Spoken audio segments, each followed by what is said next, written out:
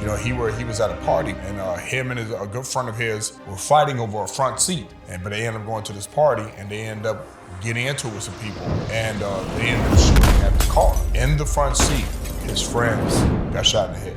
And so just think, if he would have got that front seat, that could have been him. You have to recognize that something's wrong with you first. A lot of people don't recognize that something is mentally wrong with you, because if something's mentally wrong with you, you can't physically help yourself. How do you push past the belief that getting help means I'm crazy or getting help makes me look weak? After losing his brother and so many close friends, he turned grief into strength. Houston Alexander showing us how to move forward even when living with grief. What are some situations that have really impacted your mental health throughout your life, or even as current as today? Even today, some form of mental. What's good, y'all? Before we get into today's episode, I got a quick favor to ask. If you could, please hit the subscribe button. The only reason that I'm asking is because by you subscribing, it helps for me to be able to continue to create this content. I don't have like a big team, or like I'm not getting paid by like some type of external source to create this content. Like I do it all on my own dollar. And so instead of doing fundraisers and asking, hey, donate $1, sign up for my Patreon, doing all of that stuff, all I ask is that you please subscribe to the channel and hit the like button too. Hit it right now, please. And just leave a comment, like leave something, because what that does is it shows the algorithm that this content is worth putting out there. That's the free thing that I ask for you, to just support the show and what we're creating here on the Clean Your Room show. So please subscribe, please like, and please leave a comment. And let's get into today's episode. When it comes to mental health for you, and how you process through experiences, or how you get through situations that might be taxing on your mental, because we all have them. Like, what does that look like for you, and what are some situations that have really impacted your mental health throughout your life, or even as current as today? Well, even today, I'm dealing with some form of mental health by how should I put it? I've lost in death probably more than 10 people in the past 3 or 4 years, and specifically my brother. I'm dealing with that right now because I can't get his vision of him, passing out of my head. So I'm dealing with that on a regular basis, but I'm not letting it, defeat me in any type of way, losing my brother. What I've done with that is he's actually, in his death has helped me move forward on my way of thinking and my physical being. So in a way, in him passing made me focus more on the physical and the mental. And so he's helped me out tremendously, even in death. Yeah. But I've watched so many people, man, pass physically, and I've seen them mentally still wanting to be here, because it's almost like they are leaving the earth without fulfilling whatever prophecy they had. I think a lot of people are thinking that way of legacy right now. People are thinking about, what is the next stage in my life right now? Even at my age, I'm thinking about even bettering myself, but what is the next stage of what I'm trying to do? And I'm dealing with a lot of mental things when it comes to death. You start thinking about death once you get at a certain age. It's crazy, but you shouldn't be thinking about death. You should be thinking about what's the next step of making yourself better, and that's what I'm doing right now.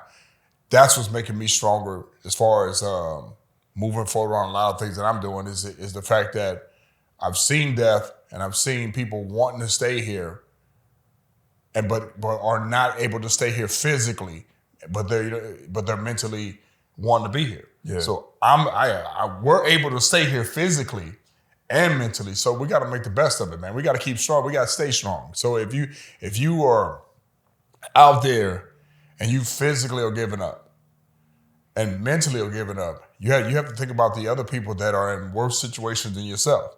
That's what I focus on. Absolutely. There's other people that are in worse situations than us. Move forward. I feel that. Can we talk about your brother a little bit, man? Yeah, man. Yeah. Who was your brother?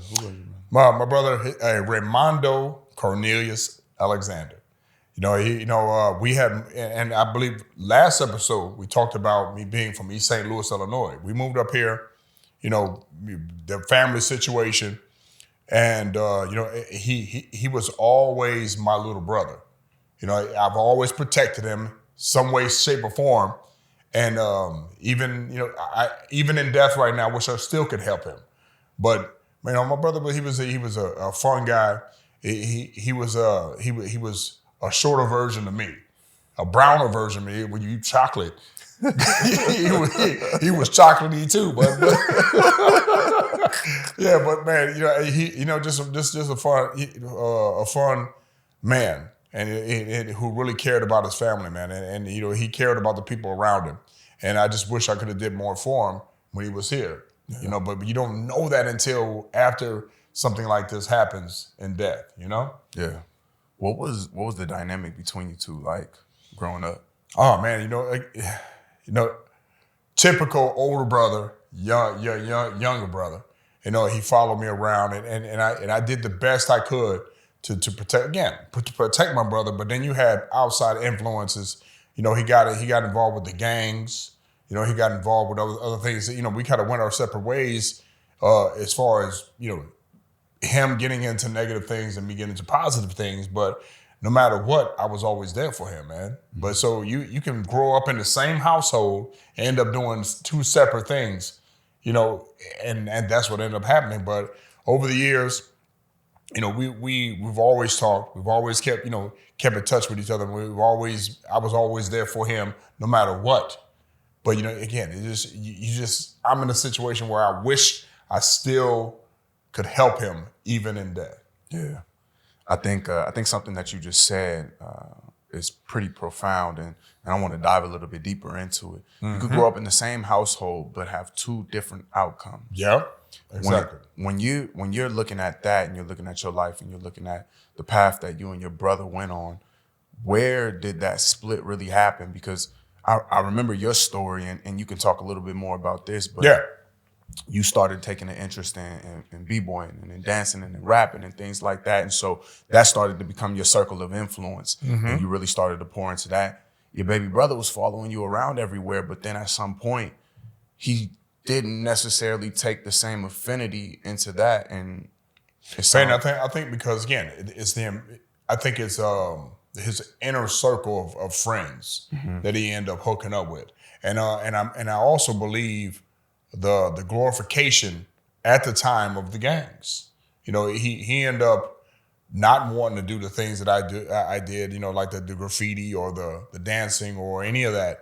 He ended up, hanging out with people that were selling drugs, they're doing the exact opposite. Because I believe like movies like Colors, mm-hmm. The Menace to Society, Boys in the Hood, those are for a weaker minded person who don't know all that stuff is fictional, in movie, you start getting around that. And I think girls have something to do with that too, growing up. Yeah. So girls were influenced too. So, I think a lot of those guys, even today, him growing up, him being around negative people, but they weren't negative to him at the time. They were probably, it was fun for him. And he just got into it, and this is just something I didn't get into. Mm-hmm. So it's a weird dynamics because again, two young men in the same household, his set of friends were doing this, my set of friends were doing this, and it's just weird. It's a weird clashing of information. Yeah, right? It's crazy. Yeah. At that time when you were going through this kind of like this rift between you two, was the rift noticeable, and did it impact the relationship that you guys had at the time? I don't think it was more of a rift. I think it was me trying to be the older brother telling him that, you shouldn't be doing this. But again, I couldn't stop him from being around who he was around. I'm still trying to be the older brother, trying to protect him. And you could see the changes, in the clothes and the way his mannerism, but I just couldn't. I couldn't stop him from doing some of the things that he had did. So there's nothing, there was nothing I could say or do because the outside influences that he was around were so powerful in his eyes that, I was at that point, I was secondary, man. Yeah. Family was secondary after, witnessing some of the things that he was going through. Crazy, huh? Yeah. Yeah. How did he ultimately lose his life? Well, he had a whole bunch of underlying conditions, but let me take you back even further. Okay. Him being part of the gang life, he had lost a friend of his. Now, this is how deep it was, and this is where I think he decided to change up. He was at a party with a couple of his friends, and him and a good friend of his were fighting over a front seat. And the other friend ended up, grabbing the front seat from him. But they end up going to this party and they end up getting into it with some people.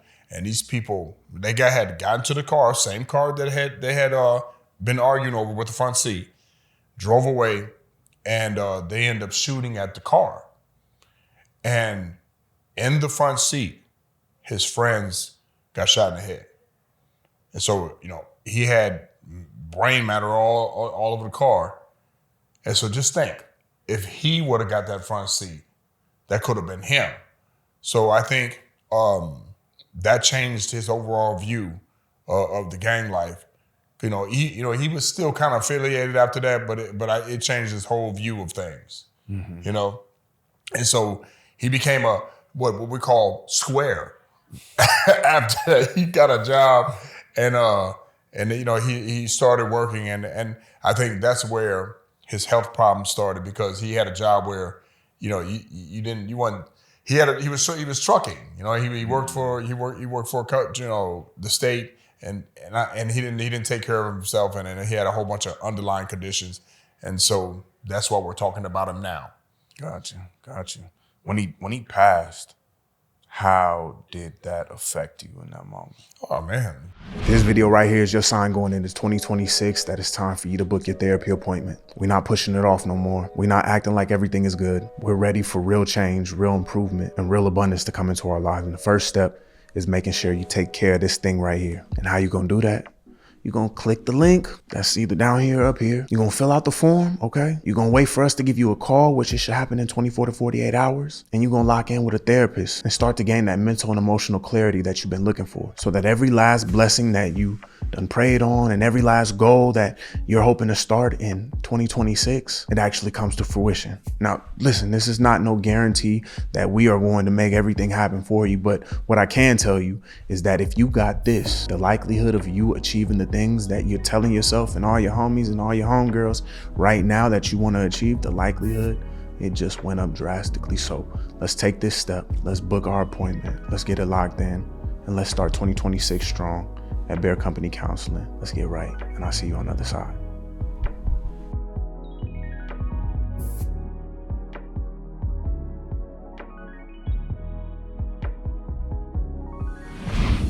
I actually laughed. It's funny because when I found my brother, he was laying there on the ground, and this true story, ladies and gentlemen.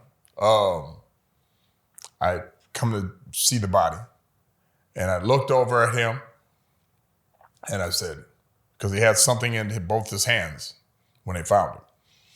I looked over at him and I said, okay, Ray, even in death, you want to embarrass me. Pull your damn pants up. Pull your goddamn pants. I went over to his dead body and pulled his pants up because his ass was out. My brother's ass was out. And the cops was over there, kind of smirking a little bit. I said, it's okay, because he would do the same. He would have done the same thing with me. Yeah. If my ass was out, he would have covered my ass. I covered that man's ass up, and then the coroners came to come get him, and they was having a hard time lifting him, because he was a big guy. Mm-hmm. I told him to get out the way. I picked my brother up off the ground, and I put him on that gurney, and I told him, now you guys can take him. So that was the last time I seen my brother in that capacity. So, but yeah, I pulled his pants up. And I laughed, and you know, I think something's wrong with me, Doc, because the way I remember the last moments I've had with people where I laughed with them. You know, I don't see death the same way, but I laughed with him last time I spoke to him, and I laughed with him when he left this earth. So it's funny. Where do you think your perspective on death and how you see it came from? I don't know. I think life and death are inevitable. So the way I look at it is that, you know, no one wants to get burned alive. Do you want to get burned alive? Heck no. do you want to drown? Do you want to be in a car accident? No one wants any of that stuff, man. But you know, eventually we all have to go. But we don't want to go a certain way. Mm-hmm. And I think I've made peace by looking at all these people who I cared about, looking at them in their faces before they passed. I think I've made peace with death. That literally had me, you know, just making peace with it, because if I was I put myself in their situation. If I was in the bed, you know, this is how it looks. Mm-hmm. This is how it looks, and I think I'm at peace with death. No problem. Was there a point in your but life I wouldn't want to die on this interview. Yeah, I hope you know. I hope you know. He said, "I'm at peace." No, I wouldn't want to die.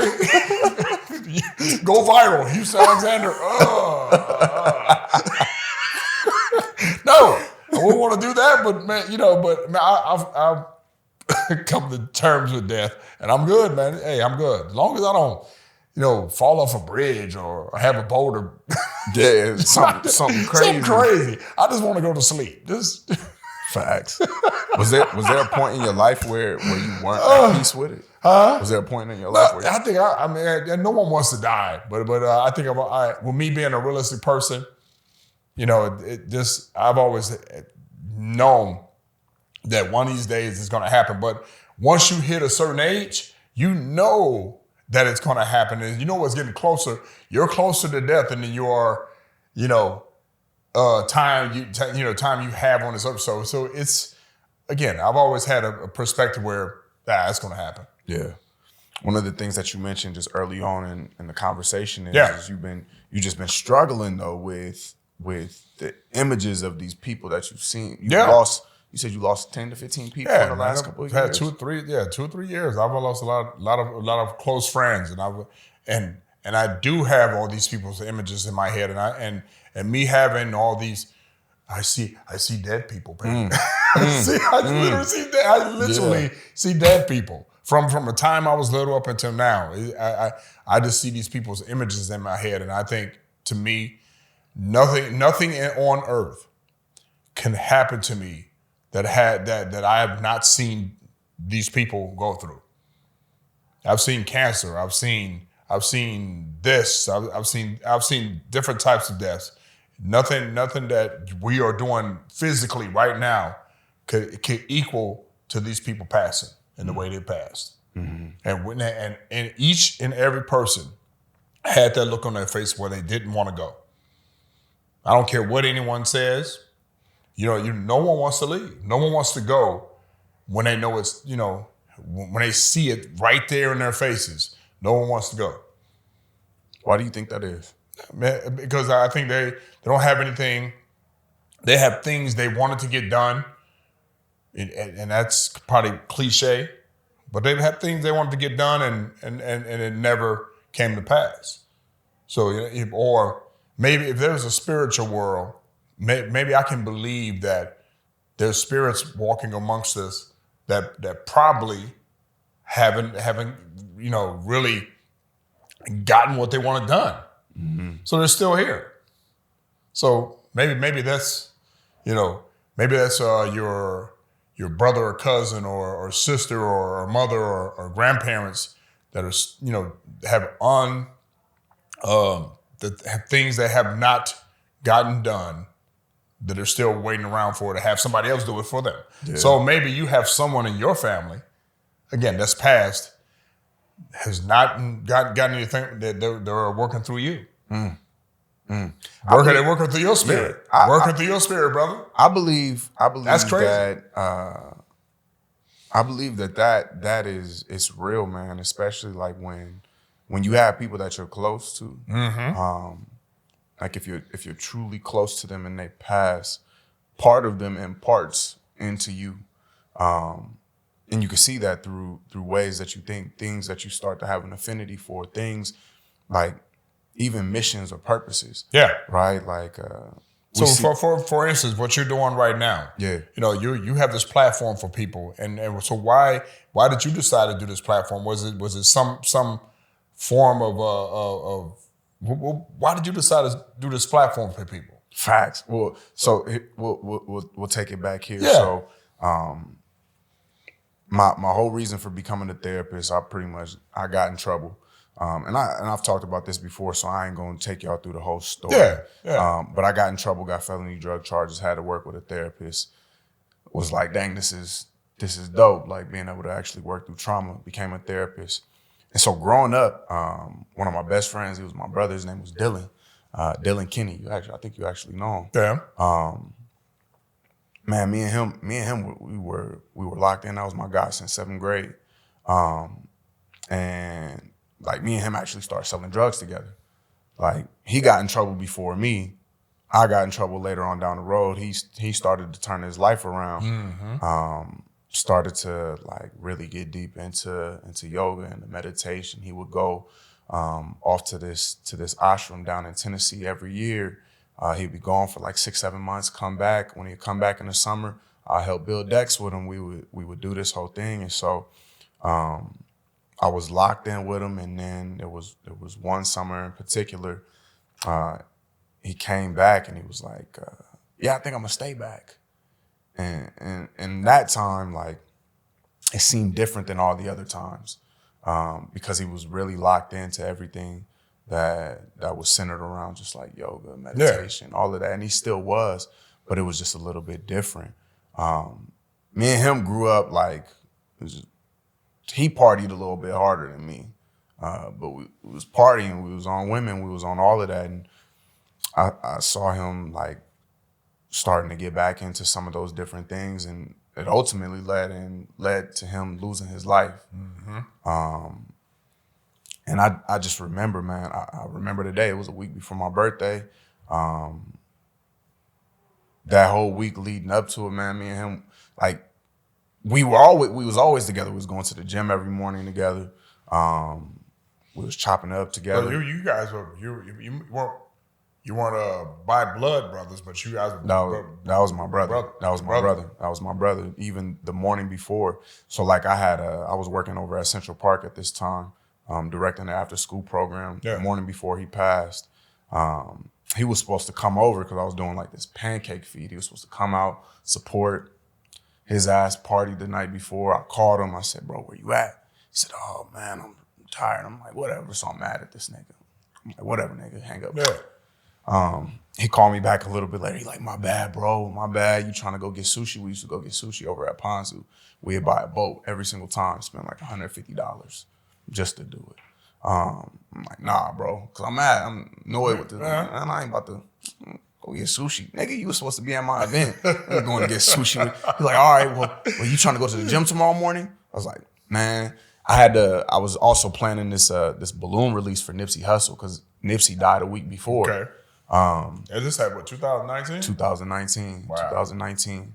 And it's crazy. So when we found out Nipsey died, me and him was watching Captain Marvel together. We was at his mom's house. Mm-hmm. We was helping her move some stuff out because his mom's basement had just flooded. So she had a dumpster. We were moving stuff up, moving out. Hey, bro, you trying to go see Captain Marvel? Captain Marvel out. Wow. I'm like, yeah, let's go see it. We in the movies. He got it on his phone. He like, bro, Nipsey just got killed. I'm like, oh, what? For real? And I'm like, dang, Nipsey just got killed. A week later, I'm planning a balloon release down at Carter Lake with a couple of different people. Yeah. To just kind of to honor it and then just to kind of bring the community together. Yeah. Together or whatever. And so I'm like, I got this balloon release I'm doing, bro. I can't go to the gym tomorrow morning, but you can come out, help me blow up balloons, get this whole thing set up. He said, all right, yeah, I got you, bro. I got you. Cool. So day goes by.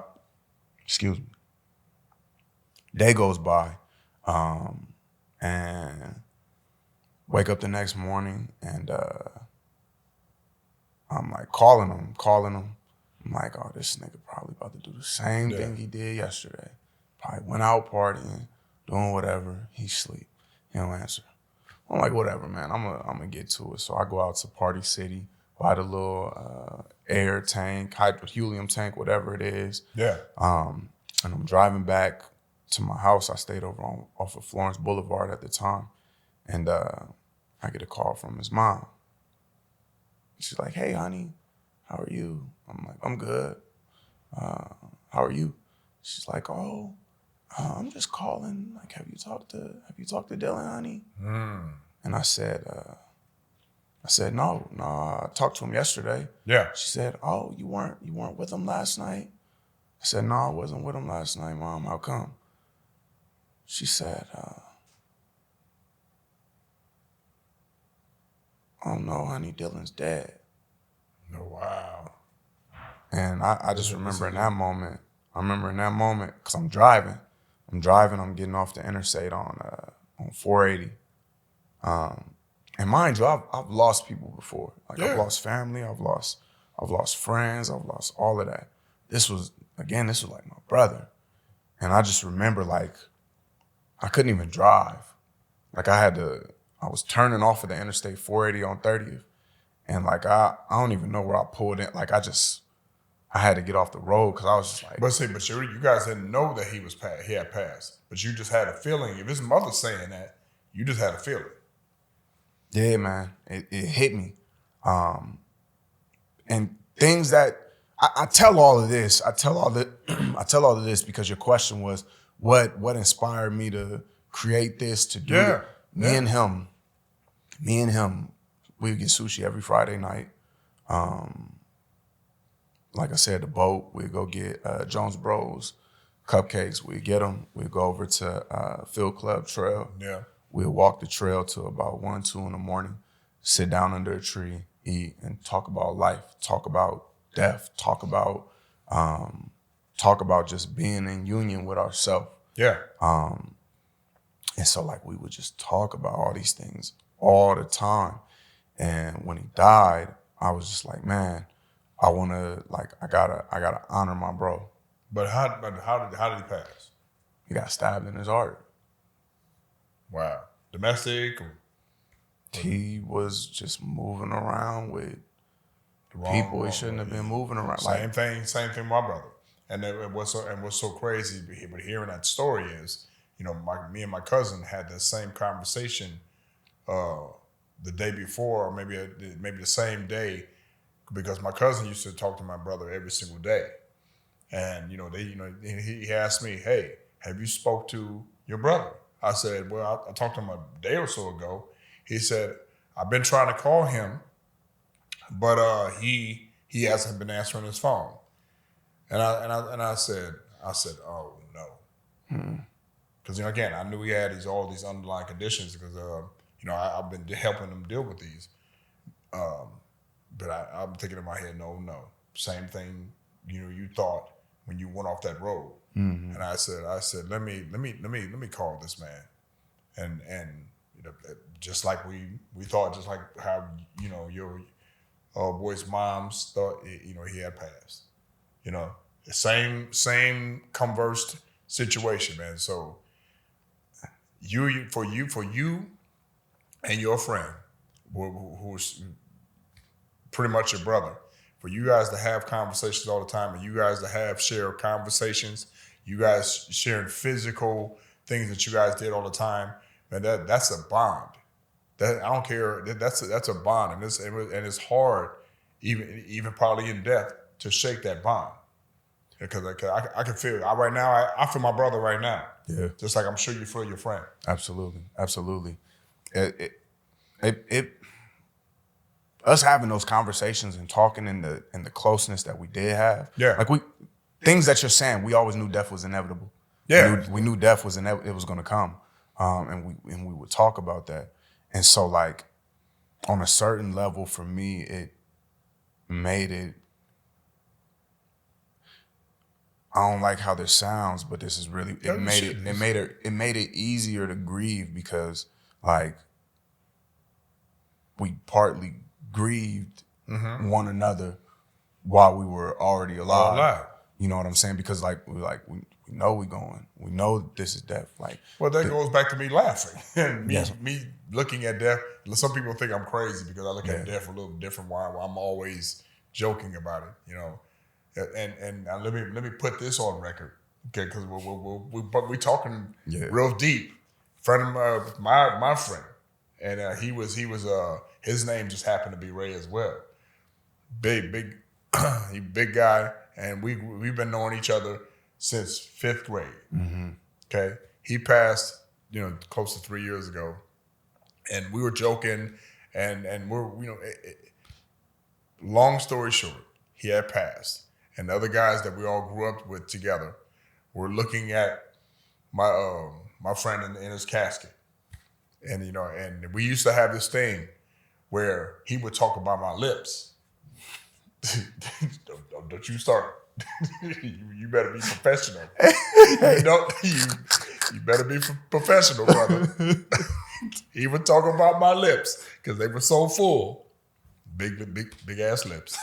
And I would talk about his nose. This dude had a nose that was he had a Gonzo nose. He had that Sesame Street. And I'm sitting here, and I've never told anybody this, but we sharing this, all right? I mean, you shared that about your friend. We're sitting at his casket, me and a couple of other partners, we all grew up together. And I looked at my friend and other friends, and I said, look, man, I'm going to do it. They said, what are you about to do? I said, I'm going to do it. I took this messed up finger, and I touched my friend's dead nose. I'm going to hell. I touched. Okay, did we get that on camera? We got it on camera. I touched my dead friend's nose, and it was soft. It was Ray. Your nose was soft. You might be in the studio, but your nose was soft. I was like, boop. Squeeze. I pushed his nose. He had a soft nose, so my bad, Ray. That's funny. And that whole time. At the funeral, we're laughing that whole time. Yeah. Because I told my friend, hey, man, nothing's going to change. My attitude and everything's going to stay the same, brother. So, and that's how that. And again, if I had to go out like that, brother, if I had to go out today, I would want to go out laughing. Yeah. And thinking good thoughts. And I hope that with you doing this and you helping people, you are helping people through your friend. Absolutely. That's deep, man. Yeah. Seriously. I think the hardest part about my bro's passing is watching his family grieve. Yeah. That was like the hardest part. Yep. For me, I told myself I'm gonna give myself 3 days. Like I remember I cried heavy first, second, third day. After that, I'm like, all right, bro wouldn't want me crying. We're gonna continue and carry on. We're gonna figure out how to honor him.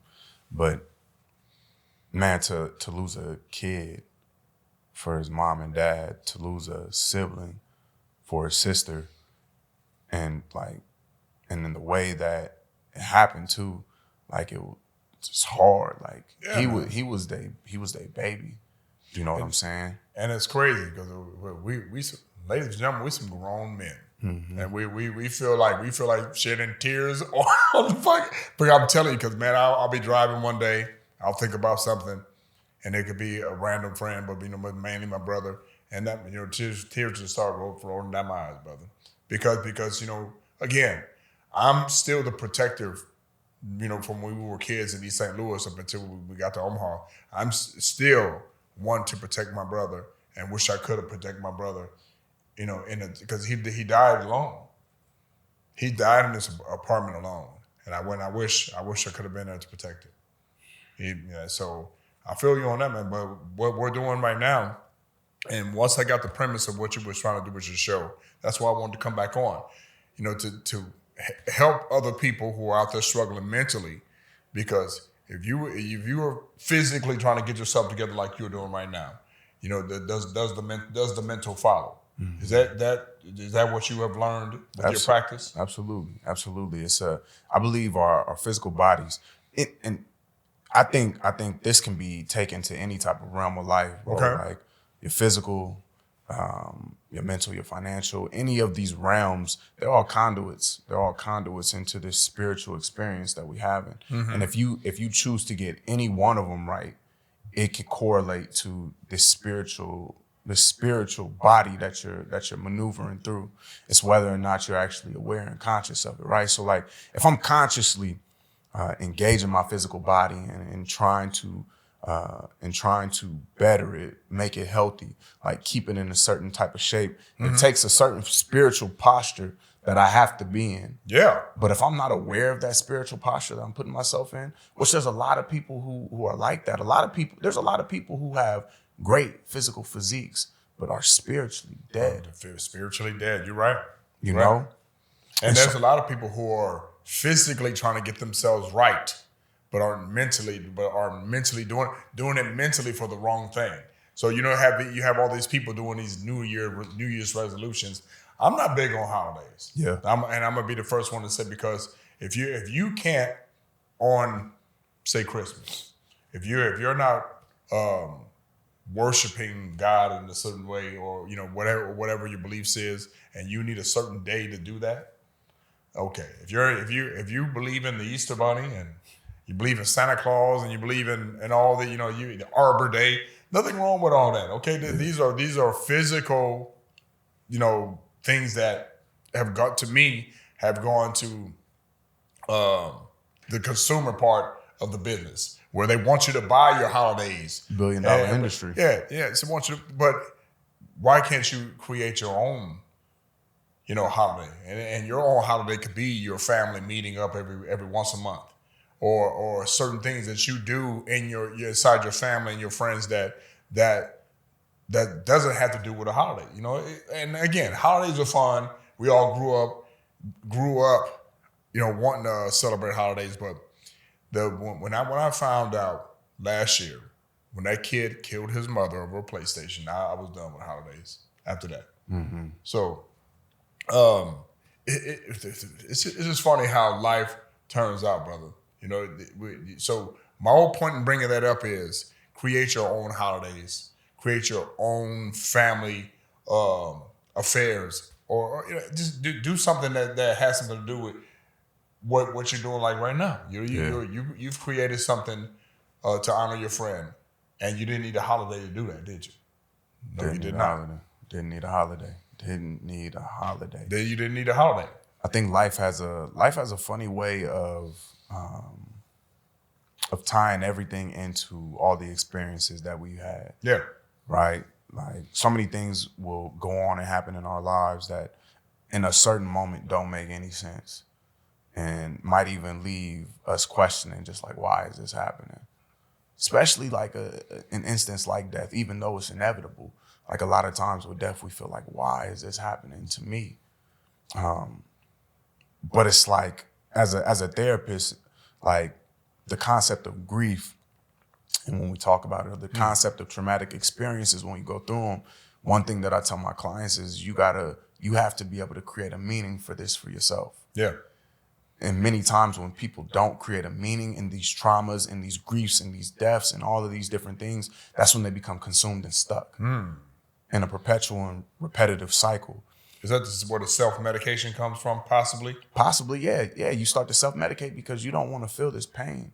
There's this emotional numbness that you would rather feel than experience the pain of re-traumatization that's happening in your mind. You know what I'm saying? Mm-hmm. Constantly replaying what's happening, what I could have did, what I should have did, if I only, like, why didn't I? Or just like this guilt or shame for not being there. Yeah. And matter of fact, it's not even guilt. It's to the point of shame, because now like the difference between guilt and shame. Guilt is I did something wrong. Shame is I am wrong. And so like I'm wrong for not being there. I'm wrong because I didn't do enough. I'm wrong because I didn't show up in the way that I could have. I held this resentment towards you. And so that inhibited the relationship that I could have had. Now I have no other choice but to grieve your absence. And with your friend, did you feel some type of way because you were still kind of mad at him for what he did for you, and there was no, there was no I'm sorry or you don't feel bad about that. That piece was some petty.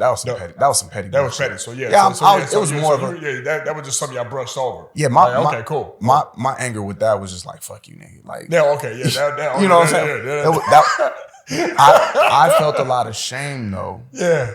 Oh, let's get into this. Yeah. All right, I haven't talked about this on camera.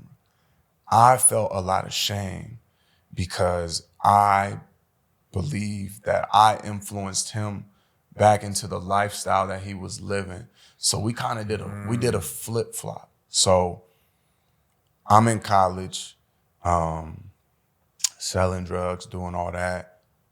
I get hit. I have to change my life. Yeah. He still lives his life. Again, I'm selling with, like we're selling together. I'm selling with him. Like I'm driving back to Omaha every 2-3 days, re-up, doing the whole thing, push. He doesn't. But you think you influenced him. So I'm gonna tell you. Yeah. So I get caught up. I have to do this program called Drug Court. It's a 2-year-long program. Completely sober, can't drink, can't smoke, can't party, can't do anything. I clean my life up. I clean my room. Forced. He didn't have to. Because he was already on that path. No, at that time he wasn't. Oh, he wasn't. At that time he wasn't.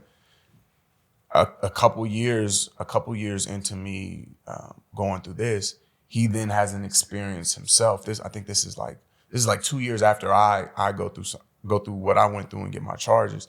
Something happens in his life, and I don't necessarily want to speak on that, but we'll just put it like that. Something happens in his life, and that's what influences him to like do inner searching. He's like, all right, I found this ashram.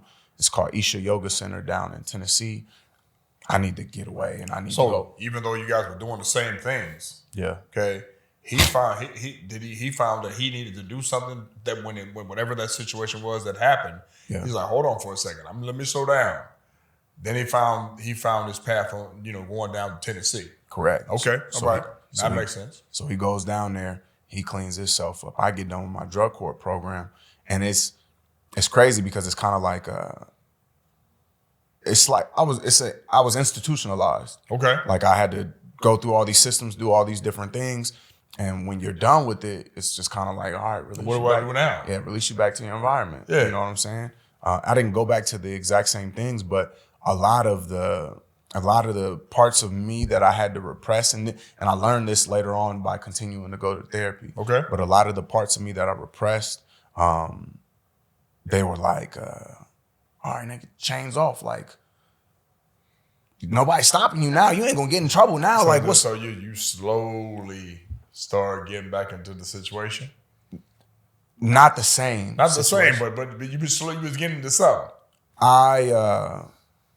I evolved. My dad came on one of the podcasts and he talked about it. I struggled with women.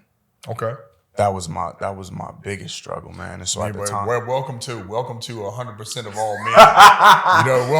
Welcome to the club of all men on the face of the earth. Absolutely. Yeah. Like that was my thing, but like it was like bro, I would be good. Mm-hmm. And then it was like this voice in my head, not on no schizophrenic type stuff, but like it was like a voice in my head saying, you that guy. You know you it. And like I'd be out and you get a little compliment here and there and the shit start building your head up. Mm-hmm. And it's like, you know what?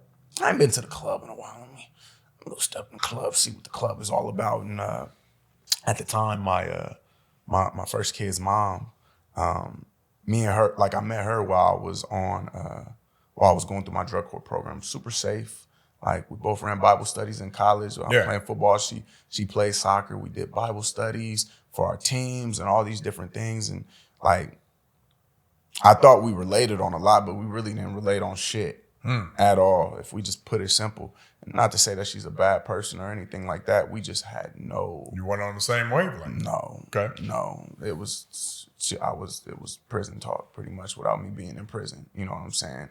And the moment that the chains was off, it really started to make sense. Like we don't click. We don't click. And so there would be periods where we were together, where we were not together, and when I was going crazy. I was going, just to put it simple, I was like not crazy. But I was out here Thursday, Friday, Saturday, sometimes Sunday, out here just. But you again, it sounded like you slowly got into the life. It wasn't the same path, but it was a different path leading to the same situation. Correct. Boom. And so now my brother, he's coming back every summer again from Tennessee. Okay. And he's talking this way. And I'm like, yeah, bro, I'm about to be out here trying to come out. He's like, nah, bro. And so like this was like a couple of years of him coming back and forth and us connecting and him going back, so on and so forth. And then like the last year he was here, like we were just having like a lot of talks together, and he's like, man, bro, like I think I want to. This wasn't the last year; it was the year before, and it was on 420. It was on 420, and I remember I was like trying to blow some tree, bro, and we hadn't smoked together since high school, or no, since my freshman year of college. We hadn't smoked together, so this is when he decided to come back. Stay? No, this is before. This is before that. This is before. This is 2017 because J. Cole's KOD album just came out. Okay. 2017 or 2018, one of the two. I remember it because it came out on 420. We listening to it. I'm like, man, I hadn't smoked in a minute, but it just felt like nostalgic. We were together. My my sister was fucked up, and she called me. She's like, Payton, my phone's about to die, and can you come pick us up? She at the club. So this is the first time he steps in a club in years. Okay. It's the first time not the first time I step in the club, but like. But after all the correct drug joint and all that stuff. Correct. So we go in there, and I remember he's just like, hey, well, we just stay around. We just stick around a little bit. I'm like, nah, let's get the fuck out of here, bro. What you talking about? Like, you don't be in here. Like, get the fuck out. And then we smoke, and I remember I was like, bro, if we smoke, like this is gonna change the dynamic of our relationship because we haven't had this type of dynamic in years. Mm-hmm. And we smoked, and then it was whatever. But after that, like I just noticed him start to move differently. And I didn't think anything of it as we're going through it and as the next year and a half progresses. But then once he died, like all of these thoughts started to come back to me. And I was like, man, I remember he was trying to live a certain way, and I'm just out here like living this way. And I had a lot of shame because I'm like, man, if I would have just like not had played that piece of influence on him. All I can tell you, Payton, is this: been around for a while. I don't think those few instances that you had with your brother changed him. I think he was already on a path of changing it up. Oh yeah, mentally. Yeah. So we know that. You know that now. Yeah. So I'm sure you know that now. But he was and just like with my brother, and I'll bring my brother up in this situation as well. Didn't want to tell me that he had all these sicknesses. He didn't want to tell me that he was he was going through all this hurt and pain. He didn't want to tell me any of that stuff. Just like I'm sure your friend didn't know. You didn't know half the things that he was doing behind the scenes that had him go on that path.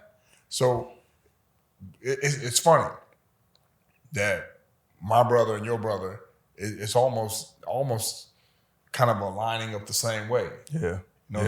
He didn't tell you what all the things that was going on with him, and my brother didn't tell me all the things that was going on with him.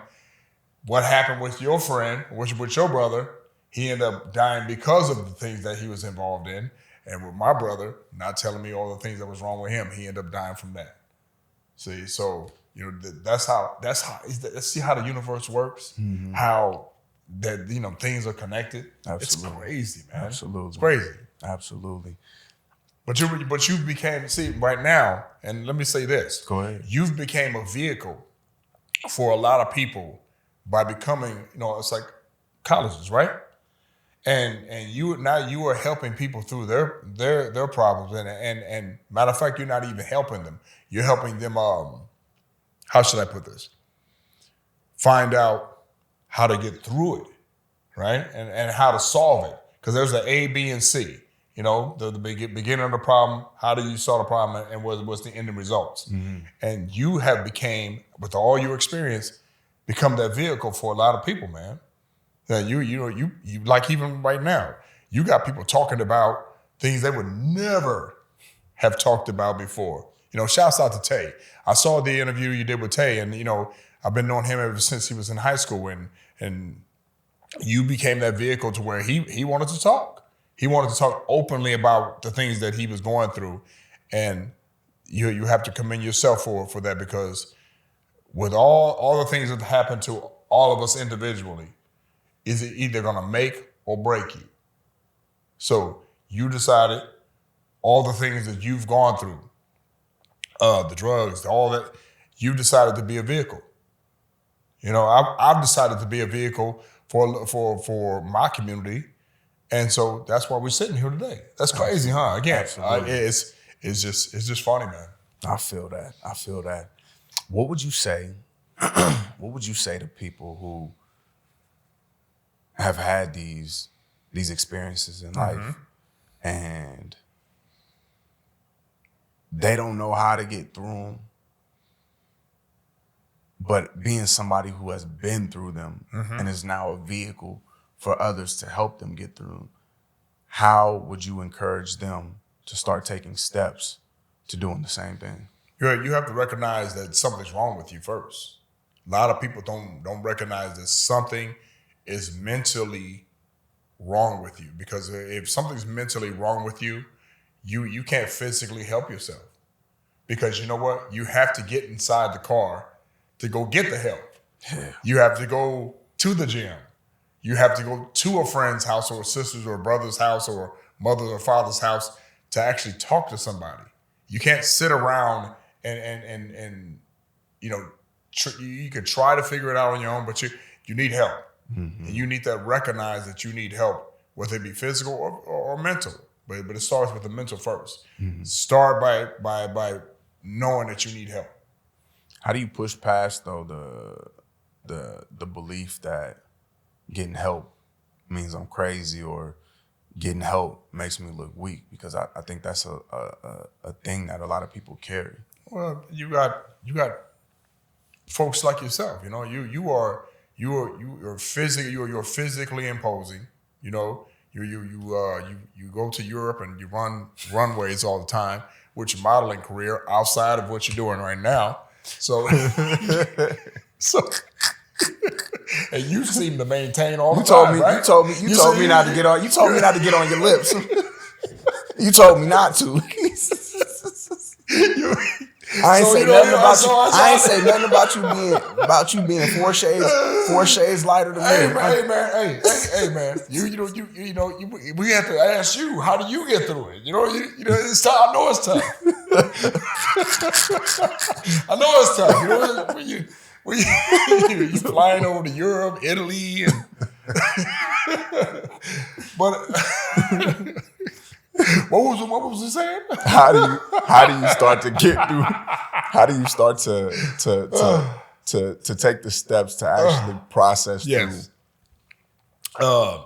Again, knowing that you have a problem and getting past that I'm not crazy thing, because that's a lot of people think that nowadays we have so much information out there with Google. You can ask Google what's wrong with me. And the Google will give you an interpretation of what's wrong with you. So if you don't want to talk to anybody, ask Google. Ask Google, and then you ask Google what I need to do right now. And that means if you need to get help, for any of your any type of bad thoughts that you might have, or any type of emotional suppression you've been having, or any type of, and a lot of time with people is physical. You need to just go out and seek help.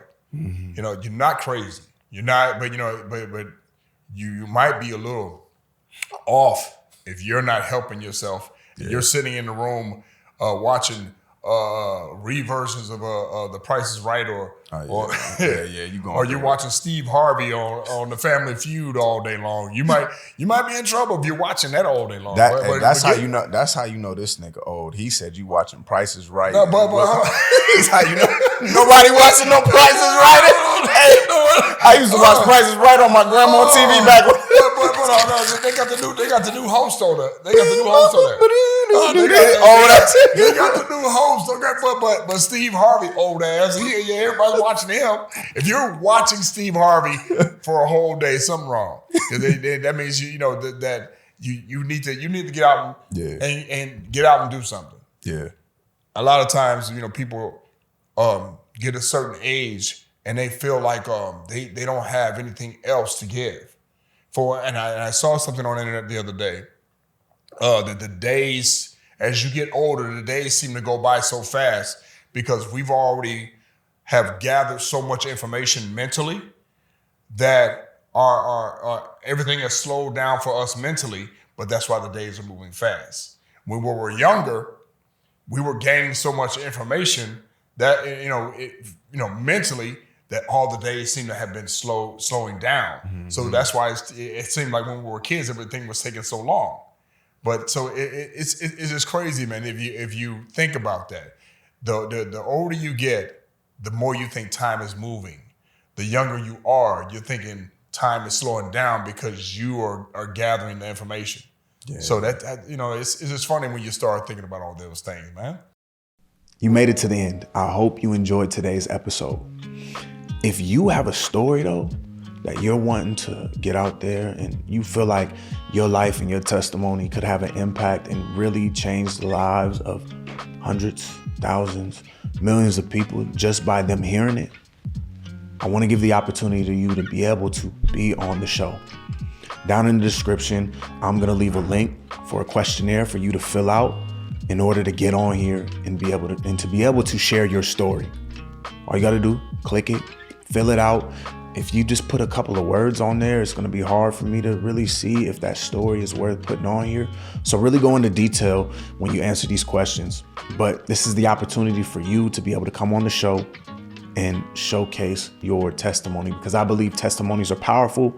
I had somebody in here just the other day and they were like, I realized once I was able to own my story, it no longer belonged to me.